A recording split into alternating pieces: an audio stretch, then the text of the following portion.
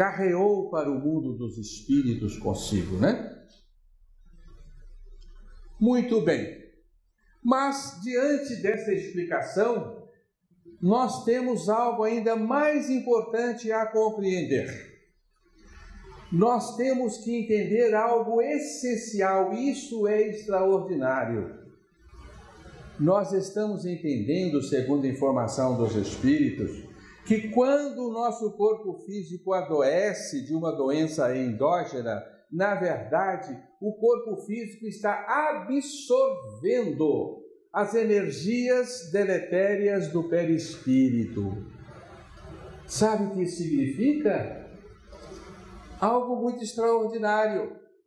Quando as células físicas absorvem esse manancial negativo, ela está liberando o perispírito, trazendo para si aquela perturbação. Ou seja, a doença física está tratando de curar o perispírito. Olha que coisa extraordinária. Nos encontramos com uma finalidade para a enfermidade, né? O patológico tem uma função biológica, olha que interessante, uma função de limpeza. E nós usamos comumente a palavra drenagem ou decantação para descrever este fenômeno. Quer dizer, então, que quando o nosso corpo físico adoece, nós estamos limpando o nosso perispírito. E qual é o mais importante, o corpo físico ou o perispírito? Ah, não, depende, né? Se eu estou encarnado, eu acho que o corpo físico é mais importante, então eu não quero que ele adoeça, né? Nós temos esse hábito, não é verdade? Esquecemos da nossa eternidade, né? Então a gente acha que o corpo físico é o mais importante, mas para a natureza não é. Por isso a natureza sabe que o corpo físico é transitório, ela usa o corpo físico para depurar o nosso perispírito. Isso é extraordinário. Nós encontramos uma função para a enfermidade. Toda enfermidade é um remédio que está nos curando. E todo doente é um filho de Deus que é colocado sob cuidados para ser curado. Todo doente é um ser em tratamento, sob as ordenações da lei divina. Isso é muito extraordinário, né? Esse fenômeno de absorção. Vamos ver como o André Luiz nos dá essa lição. Isso está no livro Entre a Terra e o Céu. A carne não é apenas um vaso divino para o crescimento de nossas possibilidades, mas também uma espécie de carvão milagroso, absorvendo-nos os tóxicos e os resíduos de sombra que trazemos no corpo substancial. Corpo substancial é o perispírito. Carvão, o que é carvão? Por que André Luiz compara um carvão divino? Porque o carvão tem a propriedade de adstringência, né? Ele tem a capacidade de absorção, não é verdade? Né? Então essa capacidade tem o nosso corpo físico. O nosso corpo físico ele é adstringente para o perispírito. Ele puxa as energias do perispírito para si, comprometendo o seu funcionamento, mas liberando o perispírito das suas emanações mórbidas. E aí está a maravilha do processo. Portanto, as nossas doenças endógenas, que representam as nossas doenças naturais, as nossas infecções, os nossos tumores, as nossas degenerações, enfim, todas, né, esse grande manancial de enfermidades que tanto nos constrange, são patologias que estão promovendo limpezas no nosso perispírito e cuidando para que nós possamos desencarnar em melhores condições do que nascemos, com os nossos perispíritos mais livres, mais saudáveis, que é o que nos importa, porque o perispírito é o corpo que nos acompanha. O corpo físico vai para o túmulo, não é? A natureza sabe disso. Há uns anos atrás, isso faz muito tempo, não é do meu tempo, né? Quando se usavam os matas-borrões, vocês se lembram? Não se lembram, vocês não são desse tempo. Você lembra do mata-borrão? Ah, não é possível. Quando se escrevia com as penas, né? punha nas canetas de tinteiro também, né? Você molhava a pena, escrevia uma carta e ficava um excesso de tinta que podia borrar a tinta. Então tinha um dispositivo assim, curvo, né? Com um papel muito poroso, você passava sobre a carta para absorver o excesso de tinta, né? Chamava-se mata-borrão. Ou seja, ele tira o borrão do papel, né? Passa o borrão para ele, ele fica danificado, né? Verdade? Tem que ser jogado fora, né? E a carta fica com a sua aparência impecável. Pois bem, chamava-se há algum tempo o corpo físico de mata-borrão da alma. É uma imagem extraordinária, né? Que se perdeu porque esse instrumento já não se conhece mais, né? Mas nós podemos continuar usando o nosso corpo físico, a carne, além de um carvão milagroso, como diz André Luiz, é o mata-borrão do nosso perispírito, né? Então, as enfermidades, de modo geral, são como excessos de tinta que precisam ser absorvidas para deixar de borrar o nosso perispírito. Muito bacana, né? Mas André Luiz se serve de uma outra imagem, a de um filtro. Por isso eu trouxe aqui esse filtro caseiro aí para vocês observarem. Está sujo mesmo, né? Está precisando trocar, né? Está na hora de desencarnar. Porque está todo impregnado de sujeira. Às vezes a gente passava açúcar, né? Esfregava com açúcar, né? O bar também, né? Para limpar e dá para usar mais um pouquinho, né? Então, o filtro é outra imagem belíssima que André Luiz utiliza-se para nós, né? A permanência no campo físico funciona como recurso de eliminação, vejam a palavra, eliminação da ferida que trazemos nos delicados tecidos da alma. A carne é assim como um filtro que retém as impurezas do corpo perispiritual, liberando-o dos males nela adquiridos. Estamos com duas palavras-chave aí, né? Eliminação, liberação e a função do corpo, filtro do perispírito. E a gente esperneia, né? Né? Quando o filtro começa a funcionar e o trem fica feio, né? A gente logo fala, tire isso de mim que isso não é meu. Não é verdade? Agora nós estamos entendendo que não, a doença é nossa. Nós é que a criamos. Ela é um compromisso nosso. E a doença é o nosso remédio. Faz parte da misericórdia divina para que nós possamos viver em harmonia e em uma saúde muito maior. Faz parte da lei divina que nos educa, porque nós vamos sofrer na carne, vamos entender agora mesmo, os mesmos males que provocamos.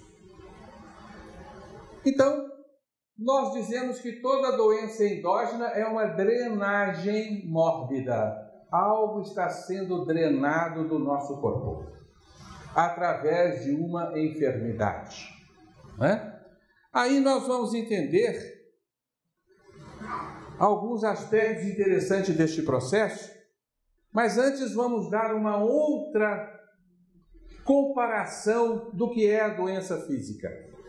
E vamos compará-la a uma válvula de uma panela de pressão. Né? A válvula é inútil numa panela de pressão? Muito pelo contrário, se não tiver a válvula, ela explode.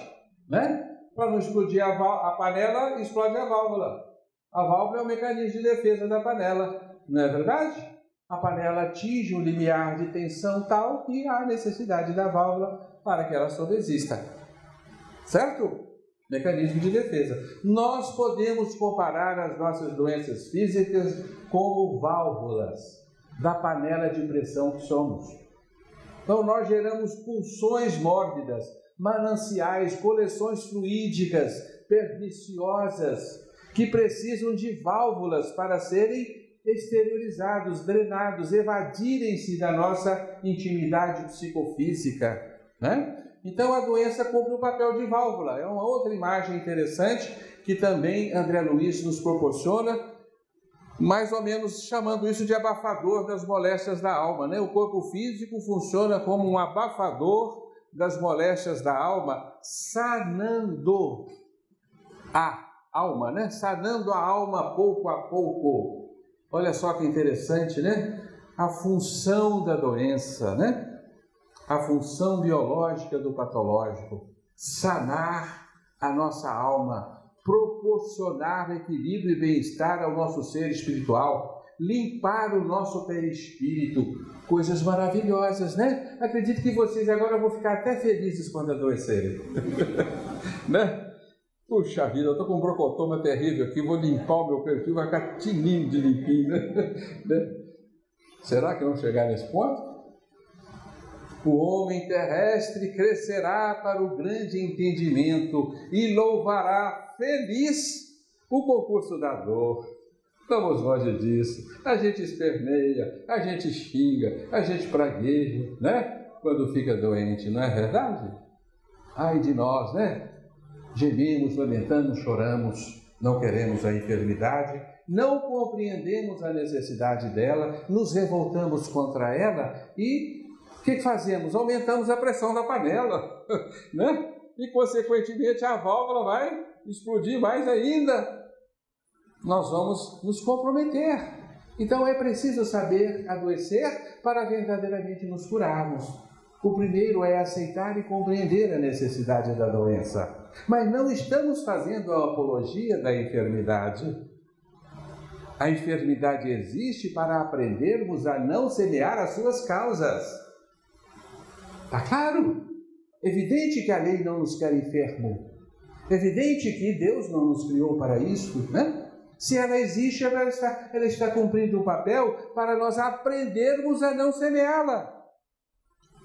Então, nós estamos dizendo que vocês, uma vez doentes, né, digam-se, deixe-me aqui, estou cumprindo o meu papel de drenagem das minhas doenças, não quero me tratar. Não, nós precisamos de receber cuidados quando doente. Não estamos neste ponto.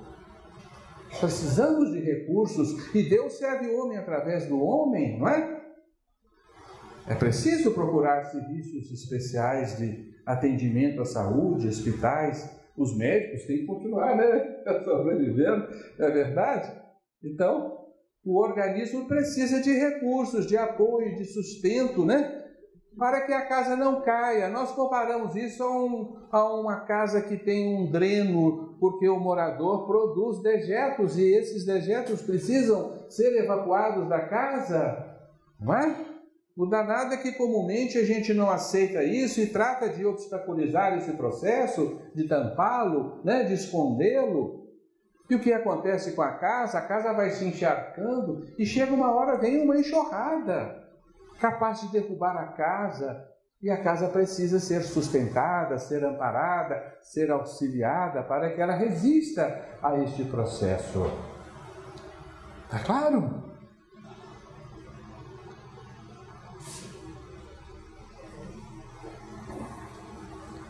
Então fica aqui o conselho. Quanto mais leve a nossa doença, quanto mais superficial a nossa enfermidade, tanto melhor e tanto mais vamos tolerá-la, né? Nós aprendemos que, sobretudo, as nossas doenças de pele são válvulas excelentes, são válvulas essenciais e benignas, né? Que impedem-nos o adoecimento interno, né? Porque são drenos externos, são drenagens que nos facultam o equilíbrio, mas infelizmente a gente não tolera, né? E se lambuza de corticoide e tudo mais, tamponando aquele dreno. É claro que a vida, na sua sabedoria, vai drenar, vai derivar aquela drenagem para um outro ponto. E o outro órgão vai adoecer na sequência do processo, né? Então saibamos tolerar as nossas pequenas enfermidades, porque elas nos protegem das grandes doenças que nos assediam. Neste ponto vocês estarão se perguntando, e as bactérias e os vírus, os micróbios que atacam o pobre ser humano neste planeta, são doenças exógenas? Será que o homem adoece de doenças infecto-contagiosas? porque ele simplesmente é uma vítima de uma natureza perversa que cria bacilos terríveis, vírus mórbidos e excessivamente patogênicos para a espécie humana. Será que é assim mesmo? Será que o homem é um inocente diante desta natureza, né? A doença infecto-contagiosa é uma mera casualidade a que nós estamos sujeitos neste planeta? Existem certas doenças infecto-contagiosas que funcionam como agentes exógenos, né? E não vamos entrar em detalhes, mas existem certas classes de enfermidades que são como picadas de abelhas, né?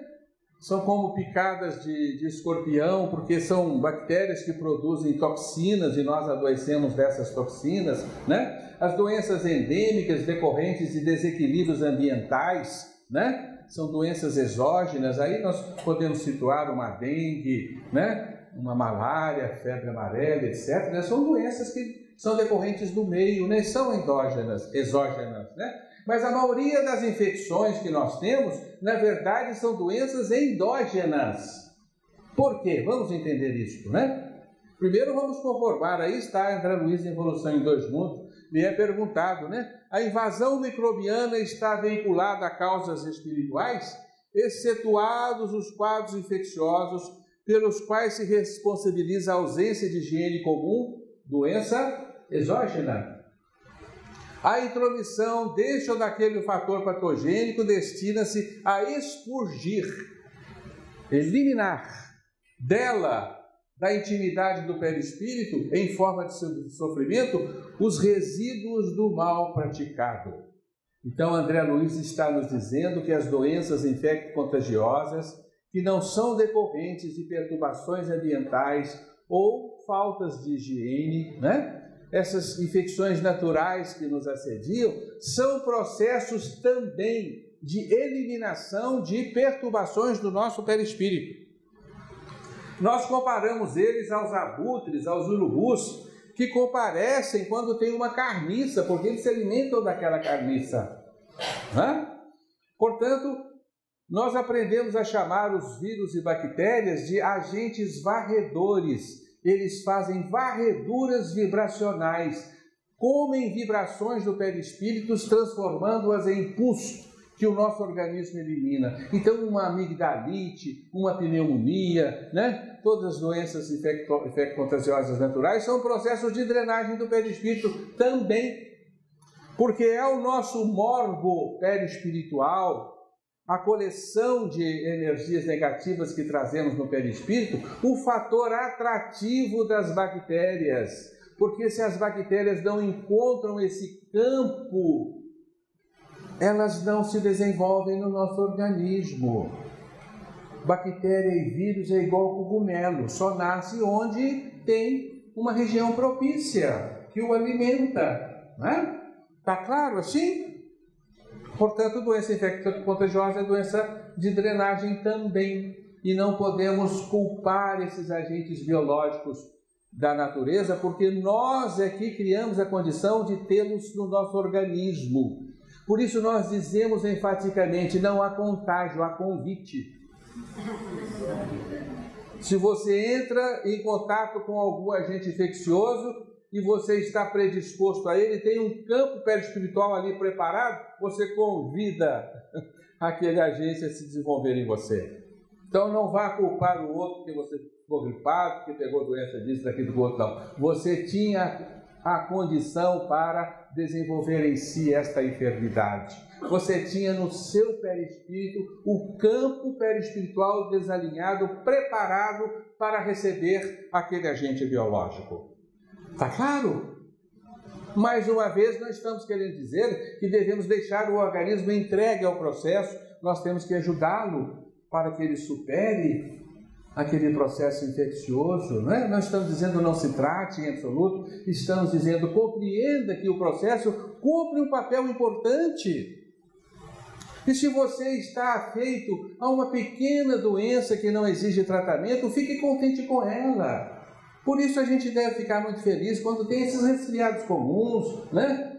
Estilando um pouquinho, né? Uma gripezinha, e você também não tolera aquilo, né? Não se predispõe a passar por aquele pequeno processo, mas são processos que nos ajudam no nosso equilíbrio, ajudam na manutenção da nossa saúde, sim, né?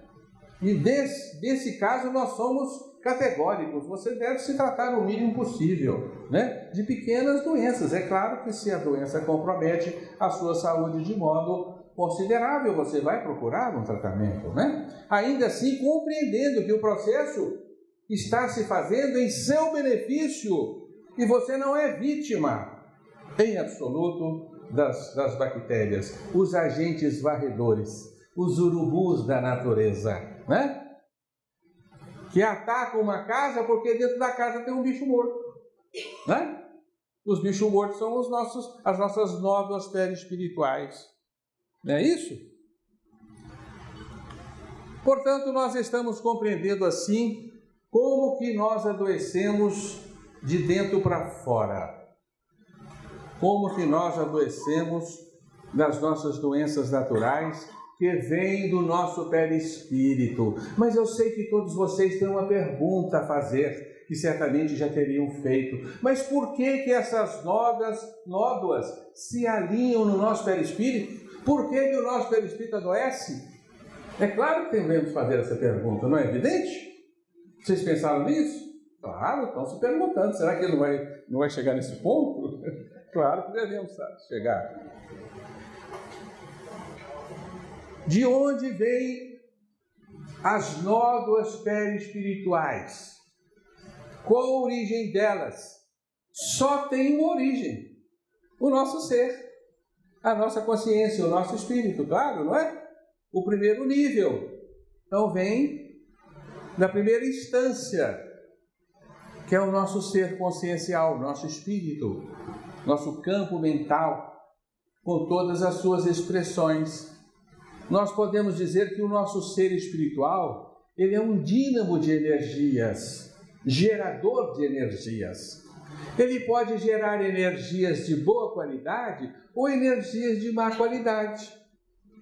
Se o nosso dínamo espiritual, que está na nossa consciência, gera energias boas, promove em nós bem-estar e equilíbrio. Mas se gera energias de má qualidade, vão nos desalinhar, vão nos perturbar, vão se colecionarem no nosso perispírito como nódoas. Então as nódoas do perispírito vêm do nosso dínamo interno, do nosso gerador interno de energias, né? Então é claro que a doença vem da primeira instância, né? É por isso que André Luiz responde para nós: a porcentagem quase total das enfermidades humanas guarda origem no espírito, no psiquismo, né? Que é a expressão do nosso espírito. A porcentagem quase total. Ou seja, todas as doenças endógenas vêm de nós mesmos. O que escapa são as doenças exógenas, né? Só lembrar das macarronadas, das feijoadas, né? Essas vêm de fora, tá certo? As outras vêm dos nossos hábitos, dos nossos pensamentos, dos nossos sentimentos, dos nossos atos e das nossas ações. Então nós configuramos o nosso dínamo como um gerador de energias benignas ou maléficas. Quando uma fonte produz um esgoto, qual é o primeiro a se contaminar com aquele esgoto? A fonte. Não é verdade? Claro. Não tem outro, né? Depois vai embora, mas o primeiro a se contaminar é a própria fonte, não é? Então nós vamos comparar a doença como esta água pútrida, né? Que advém do nosso dínamo espiritual, ou a água límpida e cristalina que nós podemos gerar no nosso ser.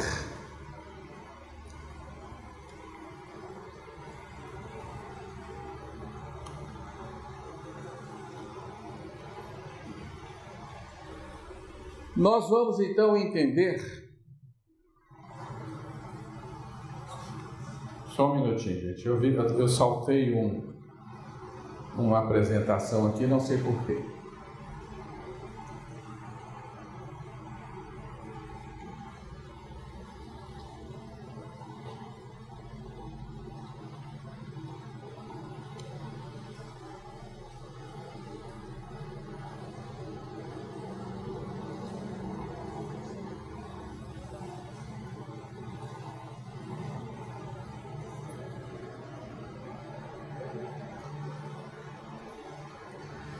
Então, nós vamos configurar, para compreendermos melhor, 3 aspectos essenciais da vida humana: o sentir, o pensar e o agir. Quando nós sentimos no mal, pensamos no mal e agimos no mal, nós produzimos uma energia deletéria. Embora ela se direcione ao outro, ela irá ferir primeiro a nós mesmos. Então, a fonte de toda doença é o mal sentir, o mal pensar, o mal agir. Vejam que interessante, não adianta eu agir no bem se eu sinto no mal e penso no mal. Porque nós estamos nessa condição, parcialmente evangelizados, né? Eu tenho vontade de esganar o outro, mas eu estou aprendendo o evangelho, estou na escola, não vou fazer nada, né? O jeito te fecha no trânsito, você fica quietinho ali, eu sou evangelizado. Mas você começa a pensar, seu desgraçado, não é que você bata naquele poste lá na frente. Né? Você tem, então, elaborações mentais e sentimentais que não são condizentes com a lei do amor. É claro que você vai chegar na sua casa com dor de cabeça, estômago estourado, né? Você não vai saber por quê, né? Mas é claro que você nutriu energias aviltantes para si mesmo. É claro que toda doença que nós sentimos no corpo tem origem em nós mesmos. Se a doença vem do mal sentir, mal pensar, mal agir, fica fácil agora de nós entendermos que a cura vem do bem sentir, bem pensar, bem agir. Acabou, né? Chegamos ao segredo da verdadeira cura, não chegamos? Claro, né? É por isso que André Luiz nos diz que um dia o homem ensinará ao homem, consoante as instruções do divino médico, que a cura de todos os males reside nele próprio. Se nós somos os artífices das nossas doenças, nós também somos os curadores delas. Veja que interessante, que o mesmo potencial que nós temos para gerar doença em nós, temos também para nos curar. Tem que ser igual, claro. É da lei. Então, se nós somos capazes de gerar tumores para nós, podemos também gerar, né, emanações benignas para nós. Acontece que nós ainda não sabemos fazer isso adequadamente, né? Aplicarmos esse remédio essencial. Quem nos deixou foi Pedro, o apóstolo, que diz, né? O amor cobre a multidão dos nossos males. Isto é verdade. Então, nós chegamos à compreensão essencial de que só nós nos curaremos quando verdadeiramente aprendermos a ciência do amor evangélico.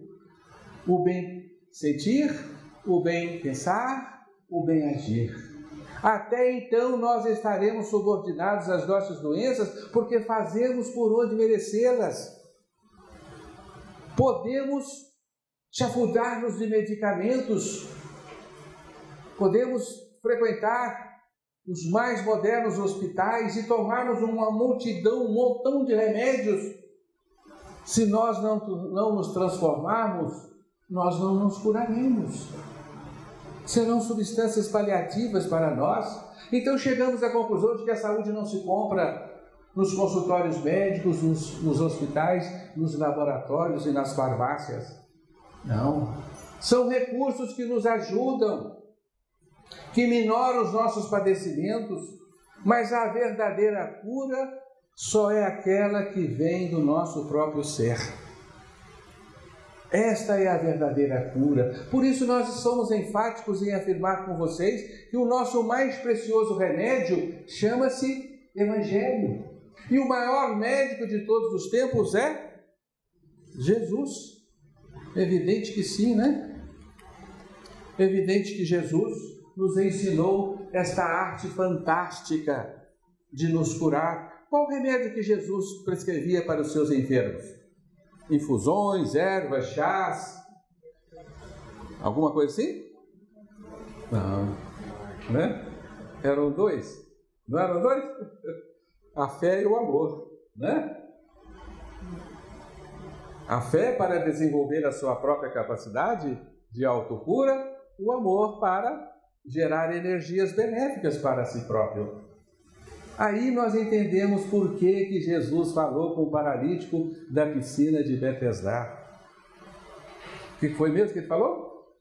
Não volte, vocês têm que ir para casa com essa frase na ponta da língua, gente, né? Não volte a pecar para que não te suceda algo pior. Diz isso para você mesmo quando você estiver doente, estiver lá estribuchado na cama, né?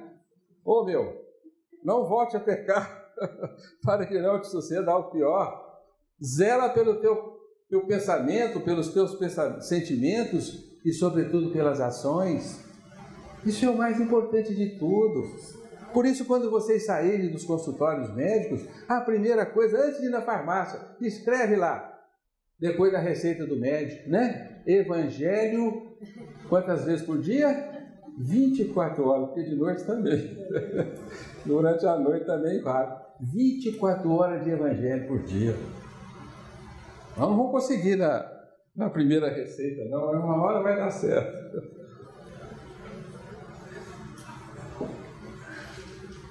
Portanto, estamos perfeitamente cientes de que, enquanto o homem for o que é, ele continuar padecendo na terra das enfermidades que o constrange. É inevitável, porque ele continuará no campo da semeadura e a colheita é obrigatória. Então nós podemos terminar novamente trazendo à baila o Evangelho com o seu alívio, o seu consolo extraordinário, né? Recordando-nos daquela passagem em que Jesus, com seus discípulos, se puseram a alimentar e eles não haviam lavado as mãos, como era da tradição farisaica. Os fariseus chamaram a atenção deles, né? E o que Jesus lhes respondeu? Hipócritas, não é o que entra pela boca que adoece o homem, mas é o que sai da boca, porque o que sai da boca provém do coração, e isto adoece o homem. Olha que extraordinário, gente. Isso é uma lição de fisiopatologia, né? Um dia isso vai fazer parte dos bancos acadêmicos das faculdades de medicina. Vai ser muito bacana, né? Que troço extraordinário que vai ser, né? Quando a gente estiver aprendendo lá, gente, o remédio, a farmacologia hoje é o evangelho. Que coisa extraordinária, né? É o que sai da boca que adoece o homem. São os sentimentos que adoecem o homem. O que entra pela boca pode nos acidentar, mas não adoecer. Porque muitos se valem disso e dizem, Jesus falou que pela boca pode, então vou beber, vou fumar, vou comer à vontade. Não é bem assim, você vai acidentar o seu organismo, né? Você tem que cuidar do que entra pela boca também, claro, e compete-nos também a higiene, né? Mas não é tudo, nós cuidamos da higiene física e descuidamos da higiene moral. O que determina o adoecimento é a falta de higiene moral. Que é não zelarmos pelas impurezas que nutrimos no coração, as impurezas do sentimento, os detritos do pensamento e as ações que perturbam o nosso meio e o nosso semelhante, não é? Então acho que já podemos terminar, né? Porque também o relógio ali já determinou a hora, né? Espero que vocês tenham compreendido essas lições, né? Mas que, sobretudo, possamos aplicá-las em nossas vidas.